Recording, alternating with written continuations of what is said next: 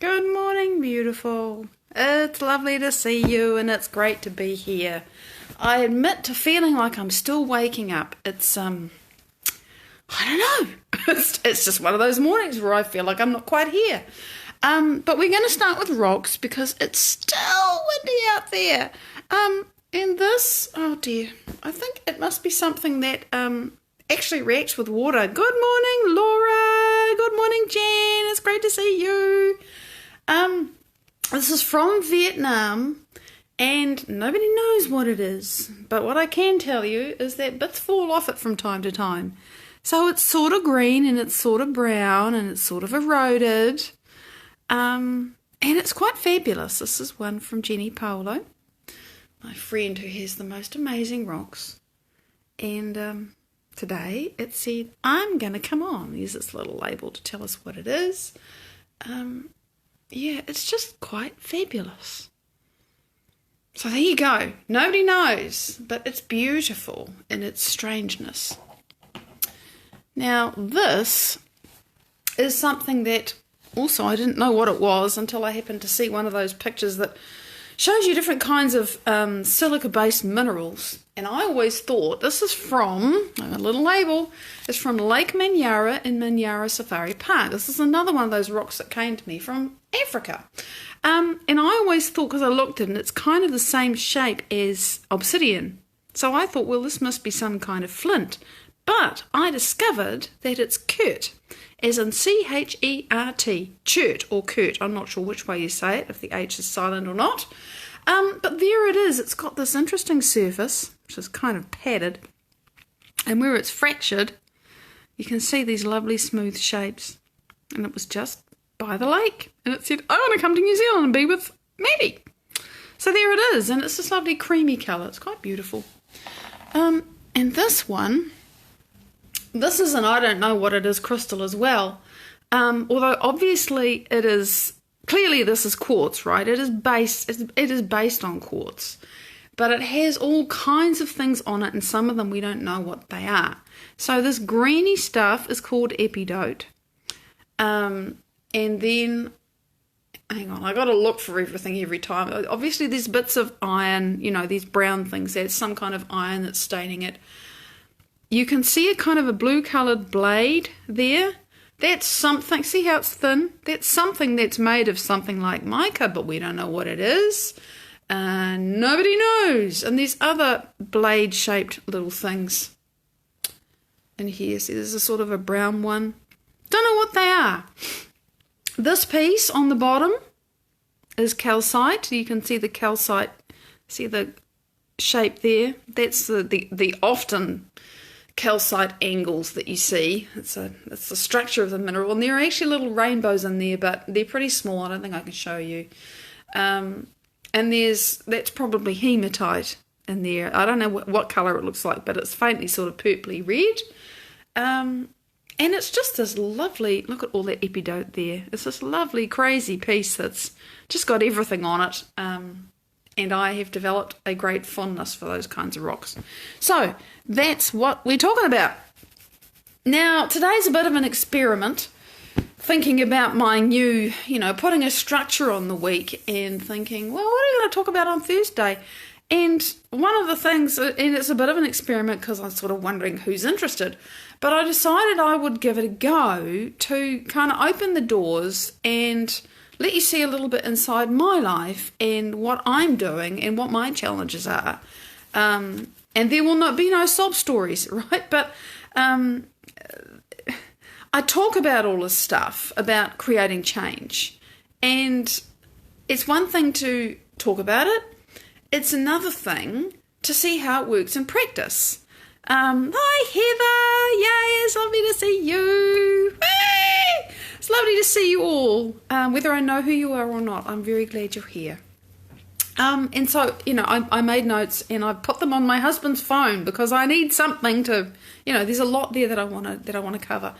So this is, so let's see how it goes, because you see teachers and people that you respect or who say something that's useful and you wonder, well, how is it for them? Julian, good morning. And some of them tell you and some of them don't. And so this is my experiment.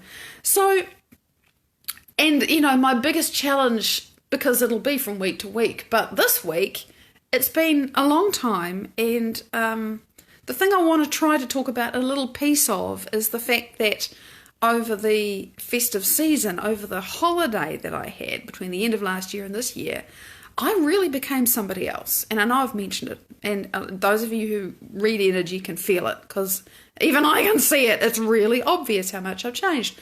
One of the things I noticed is I could not, and I cannot, and I will not go back and listen to any of my old videos. Not even to make a comparison. It's like, who are you? That's not me anymore.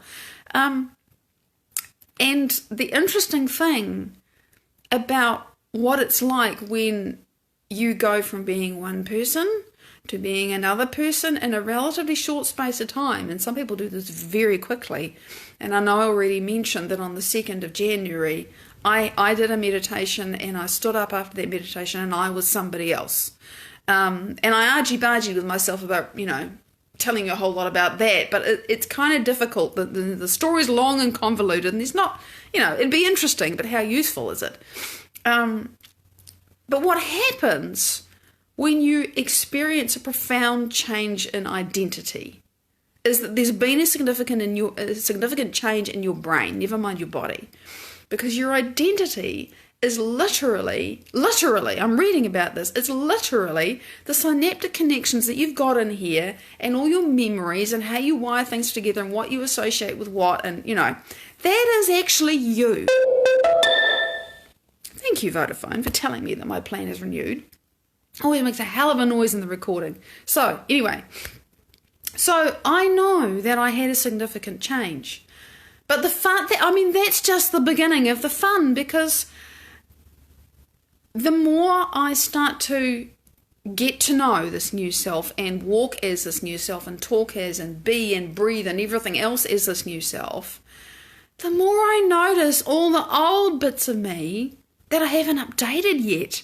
And they crawl out of the woodwork and they come up, and suddenly I think, hang on a minute, I'm back in the old self. And it's not even how did I get back there, it's just, oh shit, how quickly can I get back to who I want to be? And here are some of the things that I wrote down, because I thought this would be useful. Everybody has a holiday, right? You have a break. What I have noticed for the last 2 or 3 years particularly, but probably I was unaware before, was that I would get to the end of the year, and and Christmas and Boxing Day don't count as holidays. Okay? You get past the festive season, which in New Zealand doesn't take terribly long, and then I would crash. I am exhausted. I don't want to do anything.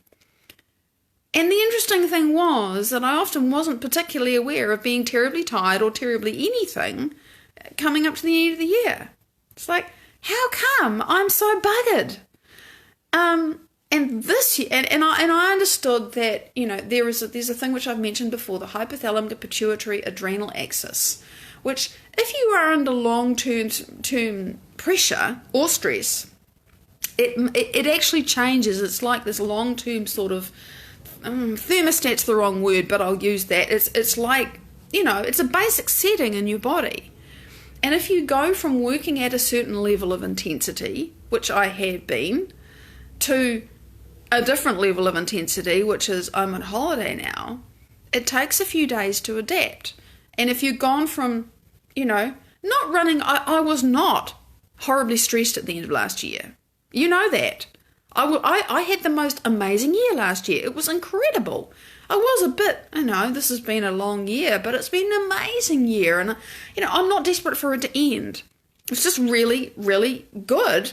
And then I stopped and I crashed and I thought, okay. And so then I adapted, my body adapted, and I got into the space of being on holiday.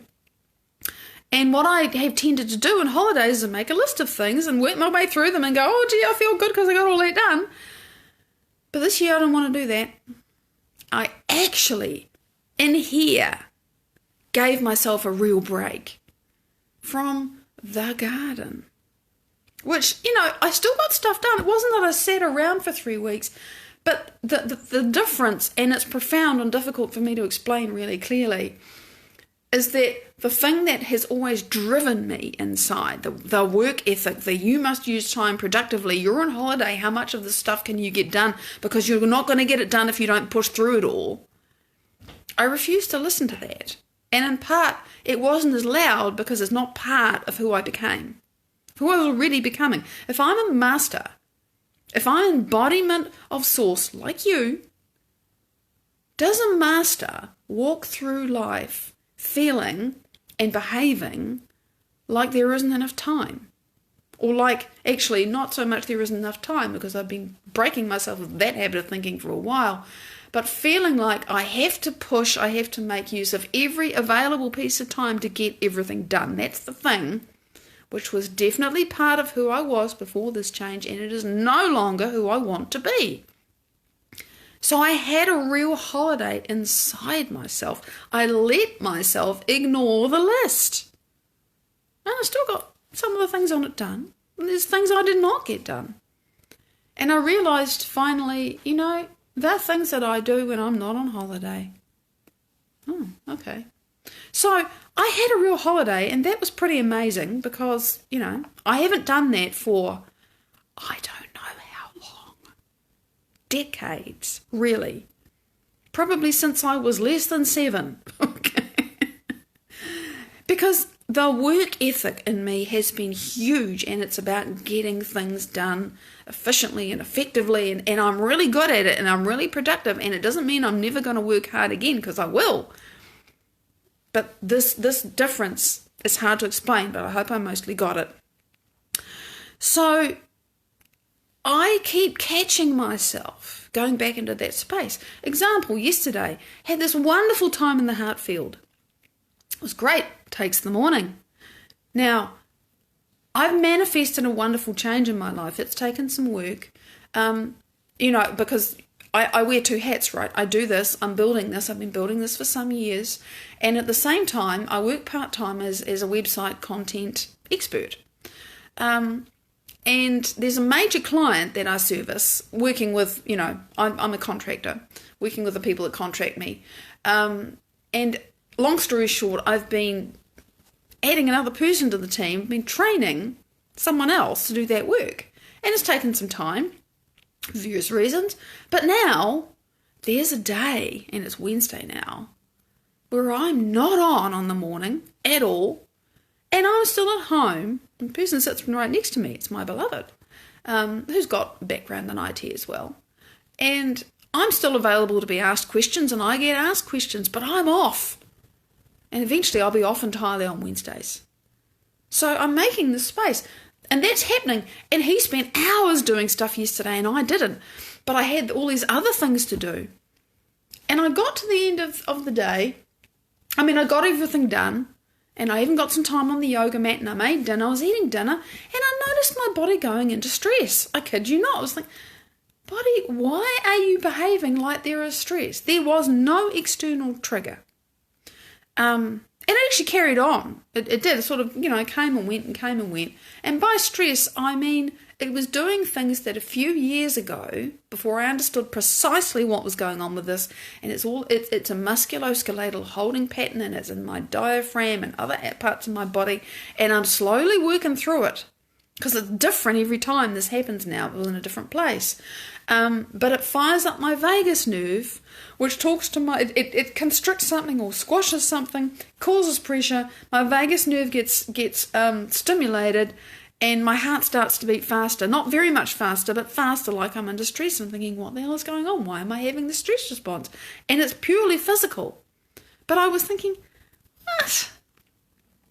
And there is a kind of a connection, because I felt myself vacillating between I've got to push yesterday and there's enough time and I don't have to push and I'm a master, and every moment of my day is so choreographed, and I've seen amazing synchronicities. Just, to the moment, to the minute, so perfect. Couldn't have planned it better in the last little while. that I know in my soul I can trust how my day flows. But the old habit, the old pattern, both in my body and in my brain and in my field, because I'm still shifting out of it, my body and my brain are catching up with my mind because my mind is saying, no, I'm not doing that anymore. There's this flip-flop going on. That's my flip-flop at the moment. And it can be quite intense. And I went to bed at a relatively sensible hour, and I spent about the next 90 minutes, I kid you not, working with my body in various ways before I finally got to sleep. Because it was still in stress mode. And I was working with the energy, and I finally realized, oh, hang on a minute. This is probably my diaphragm's tightened up. What do I need to poke? And after I spent some time, because I know the places. So it's matter and it's wave, right? I've got to work with my body and I've got to work with my mind. I had to master my fear, because when my body does that, it's trying to do a panic attack. Now, it never gets there. And I was very proud of myself last night, because often what happens is that my gut starts to tune, my digestive tract gets a scared signal, and I feel it go through. And I did not let that happen last night. And it took some determination. It took some determination to do that thing which we will practice sooner or later, where you put your energy in the energy centre. So in this case, it was the second energy centre, although I'd already done the first one. Don't know how long it took, probably 10 or 15 minutes on each, because they were so incoherent, right? And I've had it happen before. This has happened, and I have just worked with the centres, and the whole thing released. And it released from the diaphragm. I felt the whole thing just shift. So I thought, I'm going to do that again. But it was taking so long, I thought, I have to work with the body as well. Okay. But I worked with the second centre, and putting my energy in that place where there was fear trying to rise, and restraining it and saying no, and opening my focus away from that centre, but into the space around that centre, which creates coherence in the little brain that is in that centre. Because your gut has a brain, okay? And so I was creating coherence in these different centres. And the third one, that's where it all happens, right? So that was really interesting, actually putting my attention in the place that was trying to do fear and saying, no, I love you, I love you, I love you, I love you. And then, there comes a point where I think, okay, I've put enough energy into that neurological tissue. Because when you put your attention onto any part of your body, you are literally waking up the part of your brain that relates to that part of your body. It fires. It's been mapped. You put your attention in your hand, there's a part of the sensory motor strip that runs over the top of the head here that lights up. You can take pictures of it. So when you put your attention in the centre, whatever, you're adding energy to that part of your body. And then there comes a point where I think, right, now that I've really put energy there, I'm going to use that energy and my attention to open my focus again into the space around that brain. It's called the solar plexus or the celiac plexus, and create coherence there.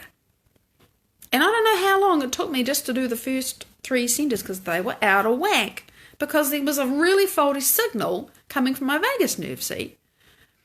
And the signal was trying to say, you need to feel afraid.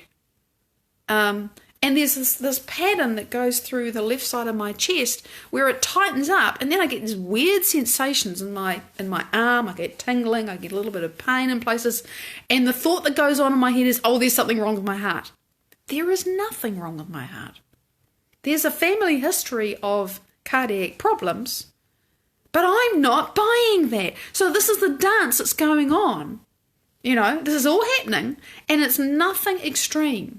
But my brain, I programmed it many years to look at anything small and go, oh my God, how bad is this going to be? So this is the dance that I have to manage this. I have to wrangle this. I have to corral this and create coherence. And I did get past that. I went to the heart, and then I thought, I need to release the physical form as well, because it hadn't really shifted, and I don't have all night. So I did that. And because I know where to push, and that's another long story. And I finally got to sleep, and so I had about 5 hours, and then I did my meditation this morning, and I actually got a bit of sleep after that, which was great. And here I am. I constantly have to keep choosing my future over my past, because it's been so hardwired to chase the clock and to feel like there's not enough and it's too, I must push through. I got to stay on it. I can't relax for a moment, because if I do, then, I'm not doing something in that moment and I'll never get it back. And, so that's the process that I'm in. And how do I flip out of it before I run out of time? When I'm walking around, when I'm standing, when I'm doing my things, when I got my eyes open in my day, I've done enough practice sitting and standing and moving and breathing and behaving as the master that I'm choosing to be, that with relative ease now, I feel myself as sitting at my computer and I'm kind of hunched over and getting intense. I think, hang on a minute. That's not how the master sits. That just isn't who I am anymore. So it's this constant thing of paying attention, and sometimes I just lose it for a while and I think, hang on a minute. Wow, who are you being? And what messages am I sending to myself and all of that stuff? Who are you being, Maddie? Really? So that's, we're all on the same journey. And it's not that it never ends. Because the journeys that I'm taking inside myself are taking me places I couldn't have imagined. Oh my God, no. I couldn't have imagined this even a year ago. And I was in love with the work of Joe Dispenza then, and I'm in love with it now. But I could never have imagined what I'm experiencing now back then. So it evolves, it grows, it gets better. There's so much more. And I feel so much more love, and I feel so much more support, and so much more connection from the universe. So much more connection with the universe, so much connection as the universe. It's much easier for me to merge with the greater mind now and become the greater mind and have the experience of creating my life as the greater mind. That's something else. Maybe I'll try to explain that next week. What it's like. Stopping being the personality in the body and becoming unity. I could never imagine that would become available to me. So that's the thing. When you become somebody else, it takes a while to get used to being in that new skin, that new set of clothes. And we're doing it all the time. But it's just been a really powerful transition for me. And I'm very grateful, and I love it. And on we go. So thank you for joining me. I would love to, again, I haven't seen most of your comments. I'd love to know what you think, and if you think this is boring, interesting, too much, not enough, not useful enough, valuable, whatever, I'd appreciate your feedback. And tomorrow, well, we're about feedback, aren't we, and success stories, and quote-unquote failure stories, and what those things can tell us and how useful they are and how valuable they are. So we'll see what we come up with then. Big love. I'll see you soon. Bye-bye.